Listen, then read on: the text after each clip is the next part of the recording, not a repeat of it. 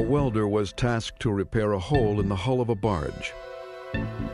Assisted by 2 other employees, he opened the hatch into the compartment where the repair was to be made.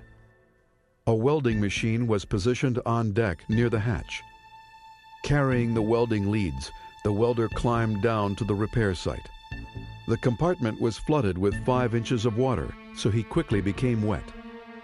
He inserted a welding rod into the electrode holder.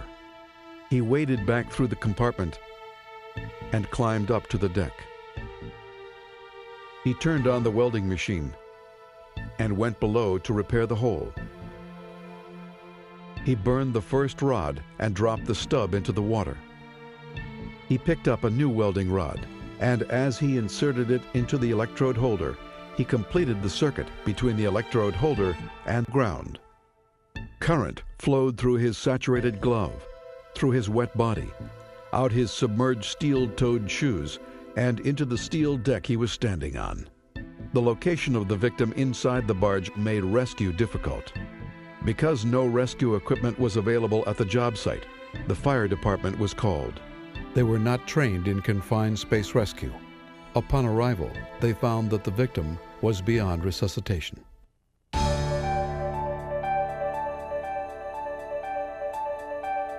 A competent person should check the space prior to entry.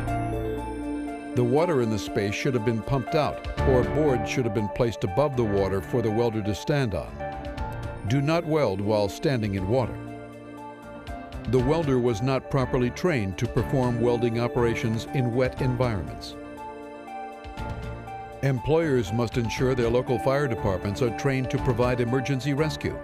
If not, arrangements should be made with other parties to provide this service, or employers need to develop their own in-house rescue team. Open access holes in decks should be adequately guarded to prevent employees from accidentally falling down them.